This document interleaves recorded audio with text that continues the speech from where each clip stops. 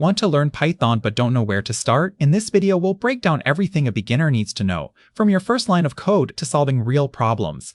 Python is the world's easiest programming language to learn. It reads like English, making it perfect for beginners. Companies like Google, Netflix, and NASA use Python daily. Whether you want to build apps, analyze data, or explore IPython is your foundation. Plus, it's completely free and available everywhere. Think of variables as labeled boxes storing information. Python has strings for text, integers for whole numbers, and floats for decimals. Operators let you do math, add, subtract, multiply, divide. Simple syntax means less confusion. We don't know algae arguing, add, subtract. We'll practice printing text, creating variables, and running basic calculations together.